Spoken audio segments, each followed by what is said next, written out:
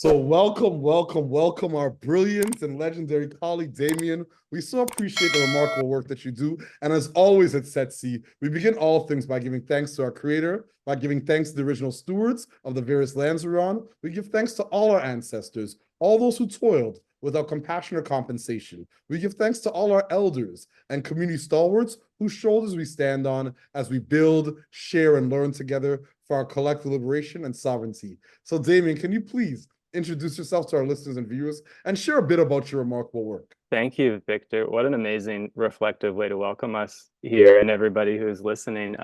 Sometime I would love to hear, where those words have come from. That's incredible. Thank you.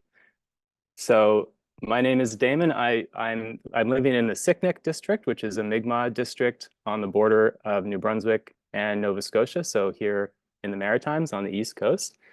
This is where I was born and raised. I'm surrounded by the Wabanagi forest, which is this really special type of forest. It only grows in this part of the world, and it's extremely diverse. And it's also really important for livelihoods here and also increasingly for climate security. And my friends and I started an organization called Community Forests International about 15 years ago. We actually got our start in a tree planting camp. That's what we were all doing for a living at the time. And even though we're from the Maritimes, we actually got our start working in Zanzibar, so off the east coast of Tanzania, on these beautiful small islands in the Indian Ocean where our friends and fellow co-founders and a lot of our mentors live, a part of the world that's very special and also very vulnerable to the impacts of climate change. And so learning from our work there, which really just started as supporting communities to try to bring back the lost forests around their homes. We took a lot of inspiration and from that work and eventually managed to bring some of it back home here to Canada and to other parts of the world. And, those formative co-founders and experiences in Zanzibar really, I think, have shaped our organization in a lot of ways. So we're a forest organization and a climate organization, but we're also very people-based because, what we learned from our earliest experiences and from our friends in Zanzibar was that, people need to be able to make a good living in the protection and care of their home ecosystems and forests. And so it all, for us, it all comes back to how can we enable people to do that, to be able to build up their equity, build up their well-being of, their families and their communities through their work with forests, and then support forests in providing all the really important things that they provide for us, including climate security, increasingly. So yeah, that's the work that I feel very privileged to be involved in, and just, I guess, a little bit of where I'm coming from. That's absolutely incredible and a remarkable background story. My wife does a lot in agriculture and agroforestry, so everything you're saying is like music to my ears because you're gonna edify me, and I'm gonna sound really smart over the dinner table one of these nights. So I appreciate your leadership as always and all the work that you're doing on behalf of so many, and more importantly, just the context in terms of the background, that work in Tanzania and Zanzibar, and the reflection of those elders and community leaders that have helped pave a way for you and your colleagues, and the fact that you had your starts tree planting. That's truly remarkable. All four of our children have been to tree planting since they were children because of the work of my wife. So definitely, hopefully they'll watch this interview and be inspired as well. So my next question is a perfect segue. What's inspiring you right now in your work? What has you curious, or what's keeping you up at nights? Definitely what inspires me are my friends and my teams and, the people that I work with. Absolutely. I think that's quite common, right? It's the people who are around you and closest to you that inspire you the most. And yeah, I'm just very, very, very lucky with the folks who I get to work with, both on our team, but then also colleagues within, different organizations that we work closely with. And then I think it's sort of like an expanding sphere from there of the people that we look up to from maybe a little bit more of a distance, but in that wider community of practice. So definitely the people that I work with are the most inspiring. And then, I also get to work with these beautiful forest ecosystems and see the abundance that they offer and the vitality that they have and their ability to, even respond and revitalize after mistreatment or adversity. And so definitely the people and the ecosystems, the people in the forests that I work with inspire me most. In terms of, what keeps me up at night? Wow, like we do work on the climate crisis. And so that is a constant source of stress. Honestly, the day-to-day things are probably what more keep me up late in terms of just trying to, reach the next objective, or, take the next step along our journey. But especially the increasing urgency, and severity of the impacts of climate change are things that we think a lot about because we're trying to work to address those things. So we have to be paying close attention to them. I couldn't agree more. We don't have a choice. So my next question, what challenges and barriers are you facing in your work? And what are some of the approaches you and your colleagues are taking to overcome some of these challenges and barriers? Yeah, so many as you can relate. I think maybe I'll just bring it down to a couple. Like, first is that time-bound nature of the climate crisis. Like it is something where we have these windows of opportunity, and if we miss them, then the stage is sort of reset. And again, things get more and more urgent the longer and longer we delay, the longer we continue, collectively to make things worse, then the further impacts are on future generations. And so that's a big one. And then, bringing it back to some of the more immediate challenges, a lot of the challenges we're facing right now are actually around land rights for people and communities so that they can practice beneficial livelihoods on the land and practice that repair that people can do, but need the means to do so, one of them being land rights. So I guess to tie those together, anybody who's working with land and with forests right now, in the great potential that ecosystems to safeguard the climate, we're faced with this reality that those forests and ecosystems are living systems themselves. And just like us, they're impacted by the increasing negative impacts of climate change. And so, while sort of these windows close in which we can act to avert, negative consequences, we're increasingly having to work with forests to help keep them healthy and resilient. And so, the wildfires that have been devastating both on this continent and around the world over the last few years are an example of that.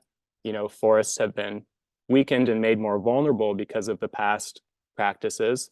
And at the same time, they're facing more adversity with climate change.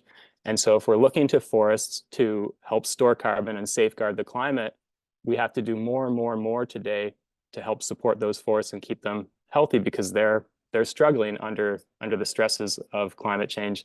And then they can shift between this great safeguard and this great sink for carbon and into this source of emissions, which again makes the climate crisis even worse. So that's definitely, like, writ large, one of the biggest sort of challenges that we face.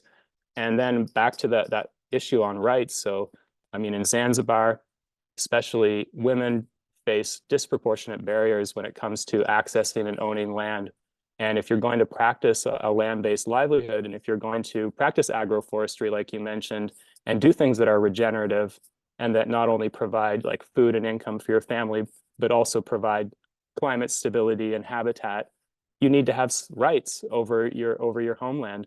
And so advocating for community rights that also give, that access, especially for women who live and work most closely with the land, but don't have those rights, is one of the big barriers that we work on. And I think there's an equivalent or comparable situation here in Canada where, increasingly we're looking at what our organization can do to support the movements that inspire us most, including the land back movement and Indigenous-led conservation. But Indigenous communities need to be enabled to exercise their Aboriginal title rights and their treaty rights to land in order to enjoy the benefits from that land and to take care of that land. So, working with natural systems, they need us more and more. They need us to be a beneficial, force. But people and communities need to have rights in order to do that. So I would say those are some of the biggest challenges that we're working. That's incredible. Thank you so much for all that context. and brilliance. I appreciate the work, and all the comprehensive ways that you and your team are actually finding ways to solution, because obviously if we want forests to support us, we have to support them. And I really like the way you framed that piece around land and livelihoods. A lot of times, if there is an understanding of stewarding land versus ownership, and even the way we conceptualize ownership, in terms of title claim versus folks that are stewarding the land for future generations, once again we fall back to that trap of colonial, imperialistic, and capitalistic ultimately practices. So once again, I appreciate your brilliance and your leadership. So my next question is, how do you feel about the future of this work? Are you optimistic? Are you pessimistic? Are you hopeful? Yeah, I mean, first of all, all credit to our friends and colleagues originally in Zanzibar and now more widely, who really taught us that ethic, Victor, about, how people are participants in their home ecosystems, and what's good for people can be good for forests, because that really set us on a certain trajectory, which was a little bit different than perhaps, a lot of other conservation organizations, where we really do look at how people can be a restorative force on the land. And I actually think there is a longer history of that. And it's just since colonization where we've become, so distractive and extractive, so destructive, sorry. And so, in terms of what inspires me or gives me hope, I think it is that people can be very restorative for land and for forests. And, for better or worse, people have become one of the greatest forces of change on the planet. And we know that if we continue to be a destructive force, where that's leading, it's leading to negative places for all of us and for future generations. But with that influence, we can shift that and be restorative, and repair lands, take care of forests, keep them healthy as they come under increasing stresses due to climate change, and achieve these bigger goals of equity and justice in the process. So yeah, that's my hope, and that's what keeps me very driven, is that I have seen people live that reality and provide that example. And I know that if we enable more people to do the same, it'll just bring a lot of really good things to them and to their communities, and also to the global society in terms of climate security, especially. That's beautiful. Thank you so much for that. So my second last question, what is your ultimate goal, and what does success look like and feel like to you and your colleagues? Yeah, I think we have, an ultimate direction that's more or less unwavering, that we're always going on. And then we have goals that are a bit more like waypoints, and so you achieve that goal, and then you look to the horizon and you set the next one. Or as I've mentioned, sometimes you run out of time, and a goal that you had set that maybe you didn't accomplish within a time horizon that you needed to, because of the pace of things, especially with the climate crisis, then that goal is no longer the right goal, and you have to put it aside. Maybe 5 years ago it was the right goal, but we didn't achieve it in that time, so now we have to adjust. So the overall direction, though, that we are going for was what I shared earlier: is how can we remove barriers for people to live their values on the land and to be beneficial for their forests, to enjoy the benefits of being beneficial for their forests.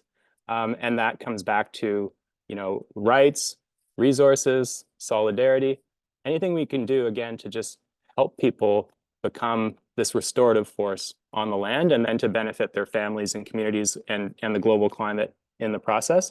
So that's what we hope. That's what we're working towards. Remarkable. So my last question, do you have any closing thoughts or calls to action for our listeners and our viewers? I think peace would be, I think, the call to action that we all need to be sharing right now.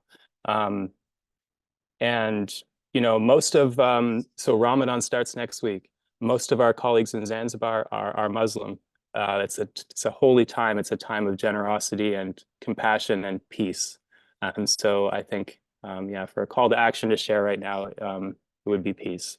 Alhamdulillah. Thank you. I agree completely. I agree completely. And this is the first time anyone's call to action has been peace in over 300 interviews. So that's beautiful. That's beautiful, my friend. Thank you. So I really appreciate your candor, your tenacity, your resilience. and the remarkable work that you're doing on behalf of so many. Your work is truly inspirational, and I'm hoping to stay connected and to continue to build.